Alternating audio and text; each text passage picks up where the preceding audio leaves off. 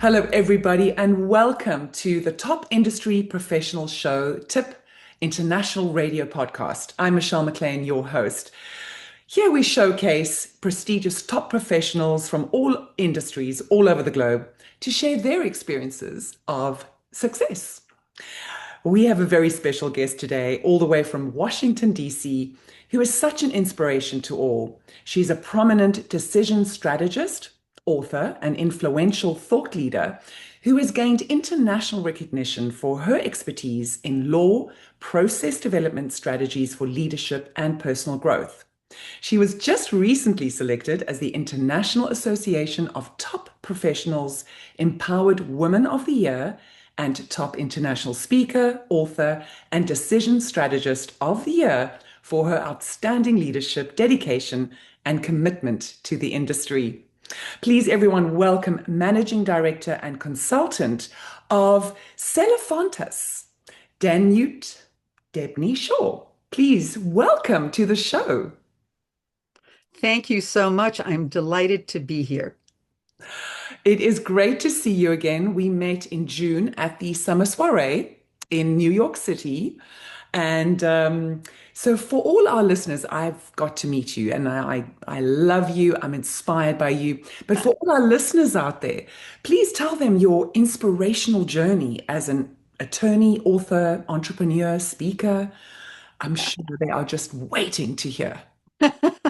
Yes, there is quite a list. Well, this represents a journey of about 30 years. So my whole step-by-step process really resulted in opportunities that presented themselves, others that shifted or went away, and it meant making some decisions. And this is why I've come to this point now in life where I'm very, very happy to share approaches in decision making because I started out working in network operations in New York. I ended up being involved in work on the West Coast as an attorney. I was involved in the performing industry when I was very young for a period of time. That's not really in my bio, but I was out there. So there was a lot of different stages that I was able to go through. And because I've dealt with these 30 years of experience, I've had the opportunity to work with so many strong subjective decision makers. And I don't mean always people in the height of powerful position, but people who are subjectively very powerful. I've worked for them, with them, and around them in many different contexts. I worked for the federal courts in California and worked for bankruptcy court for 5 years. So I got to see how people's lives fell apart, how they got put back together again or didn't. I also got to see how businesses fell apart and got put back together or didn't. So there were many contexts of involvement with which I was enriched by being able to experience. And in these later years, I've been involved in working in the legal community in the Washington, D.C. area and on federal issues, meaning not state law. So these would be government investigations, large litigations, a multitude of different types of issues and situations, which also enriched my background. But see, this journey would not have been possible if it wasn't for the other track in my life. The other track in my life was my personal track and the incredibly rich background that I was provided with by my parents. My parents came from fairly dramatic backgrounds. I know not everyone can identify with this type of background. Some maybe have even more amazing stories than they. But my father was in a German labor camp, and my mother was in a Siberian labor camp with her mother. And in fact, my upcoming book will be about the saga of my grandmother and how she passed through the various phases of starting out as landed gentry, going through the First World War, the Second World War, a Siberian labor camp, a Middle East holding camp, and then eventually to the United States. And the question is, did she ever find her happy ending? But that's to be discovered as things move along. The richness of an upbringing by people who had to go through so much challenge and had to evidence so much resilience to be able to survive gave me some tremendous insights in combination with the work that I've been able to experience. So, putting all of this together, I was able to write my first book, How the Tin Man Found His Brain, and there will be two more following. Of course, there'll be The Cowardly Lion and The Scarecrow. And all of this was born from a combination of insight and inspiration and experience that I was blessedly able to have. My goodness. You just gave me goosebumps there, talking about your parents and what they went through. And just maybe reflect a little bit on the generation we have now. It's been a couple of decades where specifically there still are wars around the world, specifically the Ukraine and Russia right now. But we have lived probably in the safest and the least volatile and war environment in the last couple of decades as a society around the world. What are your thoughts on that? Well, there's been so much change. I mean, to even say that almost sounds too mundane and trite. I mean, we live in day-to-day change and dynamics that are kind of explosive on the scene and actually continue to have an impact on us personally, on us professionally, and on the kind of vision that we can hope to create. This is why I work so much with decision strategy, because it's no longer a case where you can safely get onto a track. I mean, years ago, decades ago, you could decide to just be a doctor. And so you got your training, you became a doctor, and there you were. It wasn't as simple as that, even back then. There were many other choices that needed to be made and decisions needed to be undertaken. But now people are working multiple careers, working multiple tracks, and not only successively, but at the same time. So that some of my background, which once upon a time seemed rather varied, is no longer as exceptional as it might have appeared then. Because nowadays we need to be sort of prepared for anything. And people are looking to different opportunities, different resources, different types of guidance. And there is a richness and abundance of it out there. Often in my decision strategy consulting, I will refer people to others who have expertise in particular areas that might be beneficial to a given client. I'm always happy to collaborate for that reason.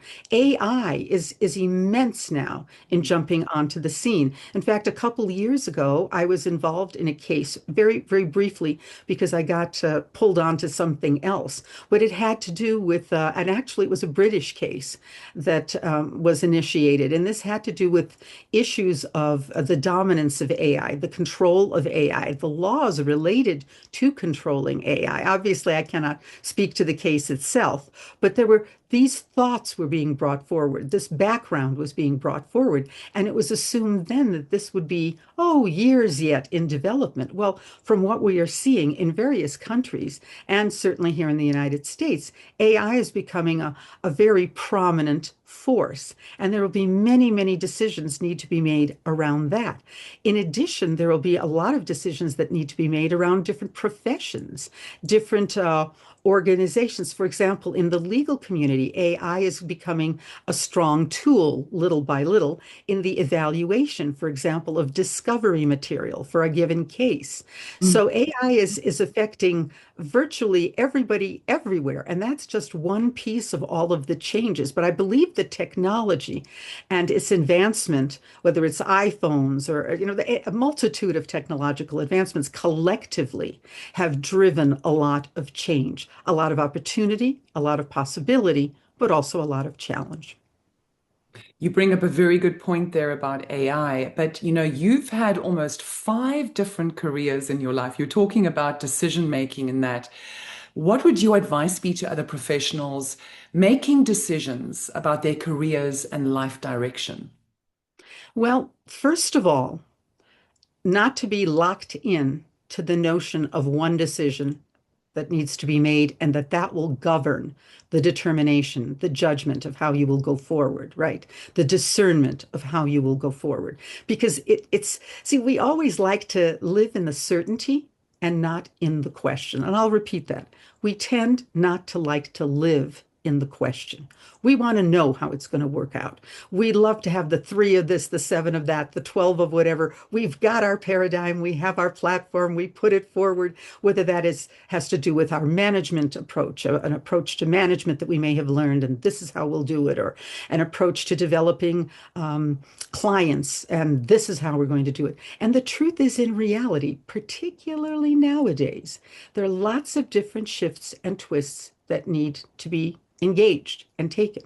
And so I guess my first thought is not to fear that. That's easier said than done, because when you cannot see where the road will lead you, it's very tempting to get caught up in fear, confusion, your desire against your issues of challenge.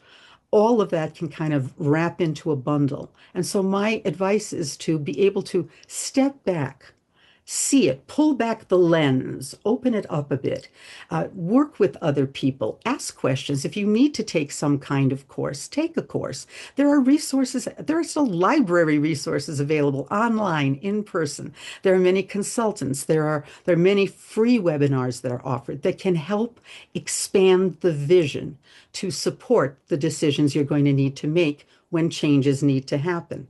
And another thing that I did want to point out is that a lot of people feel that what they've left in the past is no longer valuable. This is why I briefly brought up that I was in the performing industry for a brief period of time. I did a lot of industrial work, commercials, even did a Broadway show. This was when I was very young. And it is not directly pertinent to the subsequent professional efforts and work that I did. So I don't really talk about it that much. But it's tempting to think, oh, well, that had nothing to do with anything. I learned a great deal in that whole process about discipline, about commitment, about choices, doing this versus that, where to put the energy, how to unfold that energy, how to network, how to move yourself forward. Because in so many ways, regardless of the profession or work that we undertake, we're the ones who have to move it forward. Rarely do we have a a specific personal manager is going to say, okay, now we're going to do this, and then we're going to do that, and then we're going to do this. I mean, with some people's careers, yes, as they unfold and become more complex, they may have management that helps them with that. But in general, we need to keep that moving. So the second point is, don't think you have to leave behind everything that you've learned then, because it will not be of value going forward. You never know when some resource, some skill, some tool you acquired is going to be exactly what you need to move yourself forward in another direction. And the last thing I want to point out, so I wanted to mention these 3 points, is to not be concerned about the fact that you may need to reinvent yourself or some portion of what you do. For example, if you are involved in consulting, you may want to kind of define your consulting a little bit differently. Or you may decide that you're going to work with organizations rather than individuals, for example. You may want to redefine the parameters. So you don't always have to throw the baby out with the bathwater, but like someone such as myself, I am now very involved. I still do consultations, yes, speaking, yes, but I'm not as involved in doing workshops and seminars, although they may come up again for me. I've kind of pointed myself in a slightly different direction, and writing is a huge focus for me at this stage. Will this always be the case? No, there will be another adaptation, another change, not so much a reinvention for me, I think, at this point in my life, but shifts and changes do happen. And we don't have to look at them as like, oh, well, that didn't work. That was a failure. Failure, people have all sorts of notions of failure. I, of course, don't view any of this as any kind of failure, whether for myself or anyone else. It's an enrichment, it's a growth, it's a development, it's everything that you can pull together and bring yourself forward with. And often things just shift underfoot. And you mentioned the kind of era we're in now. Well, young people now moving their way out into the professions, whatever those professions are going to have to be ready for lots of shifts and changes. And that's not a failure. That's not a fault on their part. That's in tandem with the way our world is moving, ever faster, ever more technologically oriented, and shifting in its perspectives and in what it values, even. So we're going to have to stay tuned and see where this takes many of us. That's a wonderful perspective on it. And, I've got young children, young adult children that seem to navigate their way quite easily through changes and different choices. And it's not like in our era where it was seen as, what, you're not with that company for longer than 5 years or 10 years? Right. It's a whole different perspective. From having that whole trajectory throughout your careers and over the years, what do you feel have been, and you talk about no failures for anyone, just learning experiences, but what have been your biggest obstacles or challenges on your path? Well, I would have to say the challenges. It's so funny because growing up the way I did, I kind of viewed challenges a little bit differently.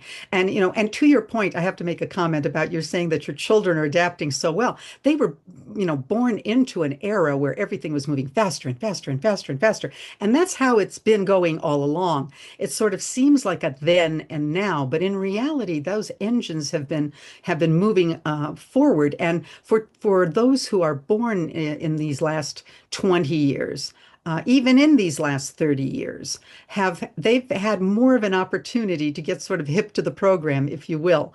In Yeah. terms of the kinds of challenges that I have faced, a lot of it has been about change, working for a company that then decides to shut down. For example, the organization that I worked for on the West Coast, there was an airline that I worked for a couple of years. They were anticipating a merger. Our whole division was going to close. Well, that's nobody's failure, if you will. They decided that this was not part of the package of their reorganization and their ultimate merger. So they decided to shut that division down. And that meant that anybody involved in that division was going to have to look for someplace else to be. And so I found that what looked like challenges, what looked like the toughest parts of life, like, okay, well, that ended. Now what are we doing, right? That's when doors would open. And in fact, I just saw something on LinkedIn. A gentleman posted something, and I did not, if I flashed through, so I did not really notice I can't give credit to who it was, but posted the idea that some of the most exciting stuff can happen when one door closes and a new one opens, because often we are sort of forced into consideration of options that we might never have even looked at. For example, as a child, I studied dance and had once thought that I would professionally want to be a ballerina. And as it turned out, I did make it through the auditions for a you know a ballet company. However, I made the determination to go to a different direction, to go through education, because I couldn't have gone to college and done that, right? Huge, huge choice in any era where you have to decide whether you're going to do one thing and dedicate yourself to that, or if you're going to have to go in another direction. And some of these things, it's interesting because some of the doors that open when you walk through these doorways of necessity mean you have to close the door to something else. In that case, that was a close the door, because you're not going to become a ballerina in your 40s, 50s, 60s. You're just not going to do that. If you didn't take that opportunity then, that's not going to be there. But in so many of the other choices, particularly now, I'm not suggesting that young people getting through college now rifle through 5, 6, 7 different options. I'm not suggesting that they keep themselves open in that way. What I am suggesting is that they believe that a particular direction is appropriate for them and worthwhile for them. I have to very quickly tell you a story about failure and about decision making and choice. It's in my book. It's in my book, but I'll quickly condense it. This is a young woman. She was raised in a country, not the United States, and it was a country where if you're going to go to medical school, you have only one chance at it. Only one chance. You blow the test, that's it. That's it. You can't get into medical school. And she was brilliant. She was one of those people who had swallowed Grey's Anatomy in high school, right? In fact, everybody was very kind of envious of her. I met this woman personally. I got this story from her directly. People were envious because everything came so easily to her, not because she was trying to be arrogant about it or anything like that, but everything came to her easily. And others were thinking, oh, wow, she's going to take this exam. She's going to completely ace it, forget getting into medical school. Well, she failed abysmally. I should say rather than failed, because you'll see how the story takes us, it's not so much that it was a failure, it was a redirection. It was like the powers that be almost redirecting her into a whole other potential of possibility. She did not succeed in that exam, would be the best way to put this. Didn't end up being a failure because, of course, it was humiliating. It was embarrassing because here she is, all that, and she didn't pass this exam. And of course, her family was embarrassed. So she needed to regroup. But because she was a science math whiz, she knew she wasn't going to just give up on anything that was science and medicine oriented. She decided to go into research. Well, fast forward X amount of years, she is now doing incredible international breakthrough research in genetics. She is doing amazing things now that will potentially help millions of people. Mm. Had she succeeded and passed that exam, she'd have been a wonderful doctor and maybe over the course of her career helped, who knows, even thousands of people. But how many thousands could she have helped as a private doctor taking care of patients? That's probably an exaggeration right there. In this case, she will be doing incredible benefit for posterity, for mankind, because she's that brilliant. So she needed not to succeed there in order to be able to succeed in a whole other direction where not only does she get tremendous fulfillment, but she is able to help so many other people out there in the world. So how we view what doesn't work can sometimes be very limited because we don't yet know what other consideration there may be that we're not even looking at. But that's so true about in the moment, it is the biggest disaster for us when something doesn't work out. And we think we have failed. But then as the time reveals how perfectly positioned it was and orchestrated by the universe or whatever your belief is. Mhm. And I've also witnessed, and I can see that in your passion for the work that you do, when people realize that they have other choices, and they might have a different path and a different reason for being on this planet. It's so wonderful to see the aha moments and people like, that was, came right. But talking about you, Danute, it is probably inspiring for you every day to work with other people and to see their dreams being realized. But if we look at your illustrious career, you've won numerous awards and honors and featured in magazines and covers worldwide and television shows. Congratulations on your impressive work that you've done over the volume of work you've done over the years. What would you say, though, out of all of these experiences and achievements, has been your highlight of your career?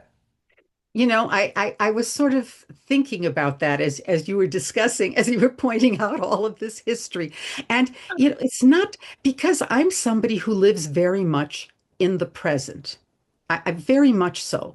It's not that I don't learn from the past, but I'm not someone who lives very far back there. It's sort of like I have to look into the journal and see, well, what was that was going on back then?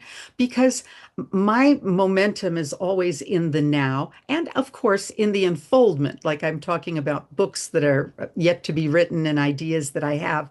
So I don't so much hold on to any any particular moment as being, I mean, of course, there were moments like, when I passed the bar, it was great. When I became an attorney, and that was wonderful. When I did have the opportunity to do international negotiations, that was a high point. Working with one particular client, I have to tell you the story of one particular client, was a very big high point. She came to me and was exactly not the kind of client I work with. Normally, I work with people who have a certain framework that they are interested in engaging. We discuss what is necessary, what isn't, what the ideas are, what the potentials, what the possibilities are. If I'm working with an organization, we look at what the limitations are of that. If it's a platform that needs to be unfolded for the rest of the team, is it interdynamics? There are these specific defined notions. Well, she came to be recommended by somebody, and this woman was in her third failing marriage. She was in her 50s, did not have a BA at all. She had done a lot of project management work, but that had always been because she was sort of written in as an exception. Okay, we need her because she can do this, even though she doesn't qualify technically because she doesn't have this basic educational credential, right? So now she was not employed. She's in a failing marriage, and she doesn't have the degree to get her anywhere else, and she's afraid she's going to get cancer because she's under such horrible stress. And I'm sitting here thinking to myself, I am not actually a life coach. I do not work in helping people figure out what they want to do. My work is involved in how to unfold, how to, sometimes you end up looking at the whys a little bit in order to engage that unfoldment. But generally, the why and what you want to do is already there. And now we're going to see how we can make this happen. Well, in this woman's case, she had ideas on what she wanted to do. But given the fact that she's sort of right now down on her options, where do we even begin? Well, first thing I asked is, does she have a therapist? Because I'm not a psychologist. I do, I do not, but she did. She did. She had that kind of support. She just wanted to work through some of this decision making she needed to make. Well, I will jump forward 5 years. She did let go of that marriage. That was very hard to do because he was very affluent.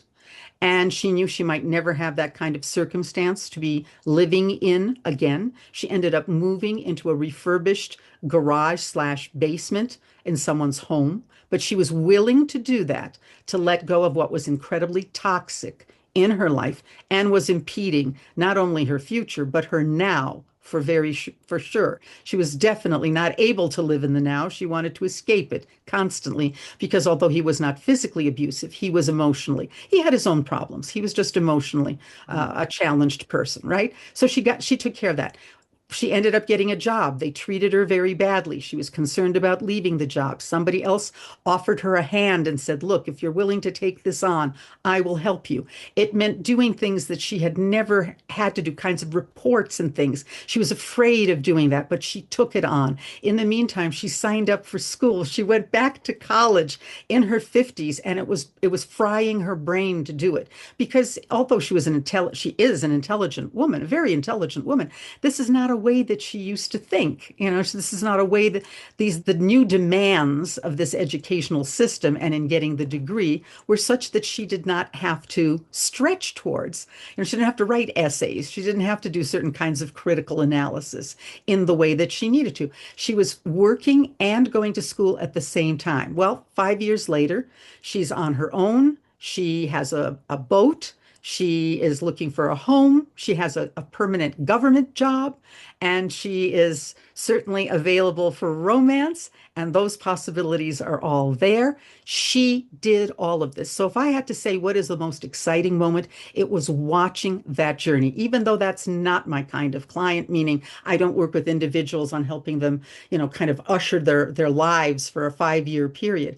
But something made me take this case on, and this woman worked so very, very hard to do this. And I was there to facilitate in the sense of providing ideas, pointing things out. And, over the years, she's needed to connect with me less and less and less. Occasionally, she'll tune in now and then to tell me what's going on and to explain what she's undertaking. And sometimes we discuss a little bit about where that may go for her. But she's grown in such enormous ways, personally and professionally.